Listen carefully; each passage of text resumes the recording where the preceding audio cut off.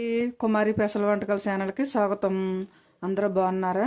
అందరం బాగున్నా, అందరం బాగోవాలని హనుమంతుడిని ప్రార్థిస్తున్నాను. ఈరోజు మళ్ళీ మీ ఎదురుకు వచ్చేసా మీకు చూపించబోయేది. ఈరోజు మీకు చిక్కుడుకాయ, అలాగే మనకి ఇగో చిక్కుడుకాయలు, మనకి చిక్కుడుకాయ టమాటా కోడిగుడ్లు కర్రీ తయారు చేసుకునే విధానం, కావాల్సిన పదార్థాలు చూపిస్తాను చూడండి. ఇదిగోండి చిక్కుడుకాయలు నేను శుభ్రంగా కడిగేసుకుని చక్క ముక్కలు కట్ చేసి ఉంచుకున్నాను. దీనికి కావాల్సినవి ఉల్లిపాయలు, మనకు మసాలా ఎంత పడుతుందో చూపిస్తాను చూడండి. ఇదిగోనండి మసాలా. నేను ఎల్లుల్లిపాయలు, ఒక ఎల్లుల్లిపాయ, చిన్న ఎల్లుల్లిపాయ మొత్తం తీసుకున్నాను. అలాగే చిన్నది జాసిన చెక్క, చిన్నది మనకి పలావులో పువ్వు, ఒక రేక అన్నమాట. మనకి ధనియాలు ఒక స్పూన్ జీలకర్ర, 4 లాంగ్ మొక్కలు, 2 లాలిక్కాయలు, చిన్నది అల్లం ముక్క అనమాట. మనం ఇదంతా పేస్ట్ చేసి పెట్టుకోవాలి. అలాగే ఉల్లిపాయలు, నేనైతే ఇగో 3 ఉల్లిపాయలు, 3 పచ్చిమిరకాయలు తీసుకున్నాను. మనకి కూరకి 1/2 కేజీ పచ్చిమిరకాయలకి, మనకి 1/2 కేజీ మనకి చిక్కుడుకాయలకి మనకి ఈ ఉల్లిపాయలు సరిపోతాయి అన్నమాట. తగినంత సాల్ట్, అలాగే 1 స్పూనున్నర కారం, 2 స్పూన్లు మనకి నూనె, అలాగే పచ్చిమిరకాయలు ఇప్పుడు మిక్సీ చూపించాను కదా, అవి మనకి ముక్కలు చేసి ఉంచాను. ఇదిగో చూడండి.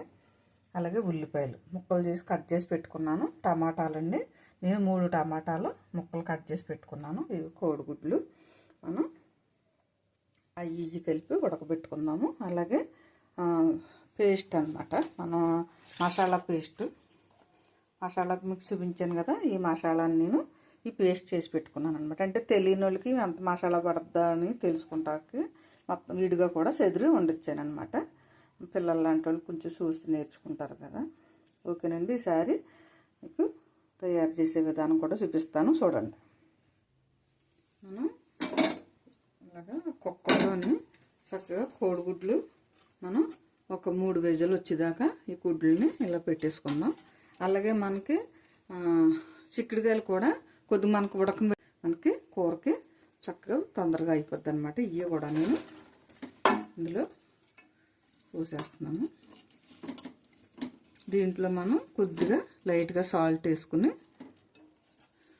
వేసుకుంటే మనకి చిక్కుడుకాయలు సప్పదనం రాదనమాట. మన కూర తినేటప్పుడు సప్పగా ఉండదన్నమాట. నేను ఒక 1/2 స్పూను దీంట్లో కూడా సాల్ట్ వేస్తున్నాను అన్నమాట.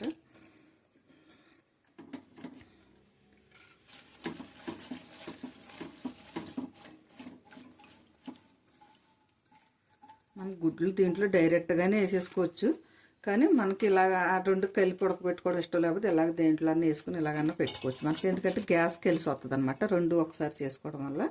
లేదంటే మనకి స్టాండ్ లాడుతుంటే దానికి విడిగా కూడా పెట్టుకోవచ్చు.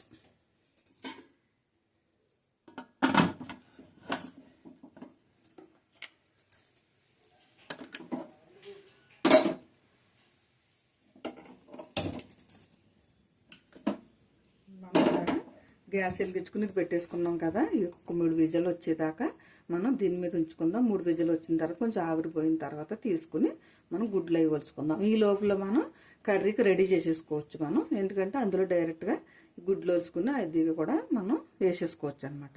ఇప్పుడు మళ్ళీ రెండోది కూడా వెలిగించుకుని ఆతల పొయ్యి మీద పెట్టుకొని ఈసారి ఇది గ్యాస్ మీద పెట్టుకుని మనకి గ్యాస్ వెలిగించి ఉంది కదా, మనం గ్యాస్ వెలిగించేసుకుని చక్కగా మనం బాండి పెట్టేసుకున్నాం కదా. ఇప్పుడు మనం ఇందులో 2 స్పూన్ల నూనె,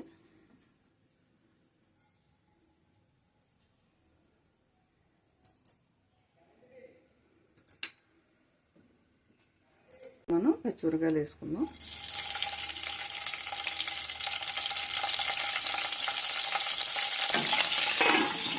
పచ్చిమిరకాయలు వేసుకున్నప్పుడు ఎప్పుడు కూడా మూత పెట్టుకోవాలండి, లేదంటే ఆ గింజలు మొఖం మీద పడిపోతే మనకి నూనె గింజలు కూడా కాలుతుంది అనమాట. సరే ఉల్లిపాయలు కూడా వేసేసుకున్నాం. పచ్చిమిరకాయలు కూడా కొద్దిగా ఏగనివ్వాలండి, వేగితే మనకి మంచి కూర కూడా మంచి టేస్ట్ వస్తుంది.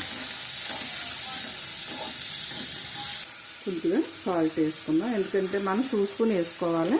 మనం చిక్కుడుకాయలో కూడా వేసుకున్నాం కదా, దాన్ని బట్టి చూసుకుని వేసుకోవాలన్నమాట. ఇది మంచిగా మనకి ఎర్రగా వేగేదాకా మూత పెట్టి ఉంచేసుకుందాం. చూసారా మనకి ఉల్లిపాయ కూడా మంచిగా ఎర్రగా వేగింది. ఈసారి టమాటాలు వేసుకుందాం. టమాటాలు ముక్కలు కట్ చేసి పెట్టుకున్నాం కదా, టమాటాలు వేద్దాం.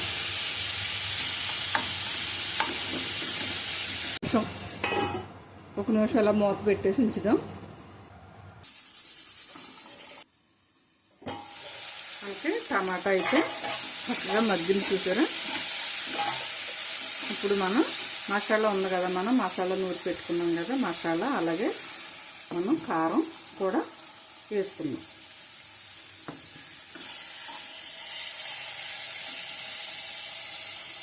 మసాలాను కూడా కొంచెం నూనెలో ఇలాగా వేగనిద్దాం.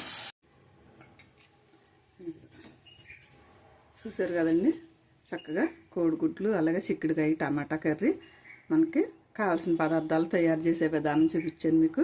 మీకు నచ్చిందని అనుకుంటున్నాను. నచ్చితే కనుక షేర్ చేయండి, బెల్ ఐకాన్ నొక్కండి, అలాగే సబ్స్క్రైబ్ చేసుకోమనండి.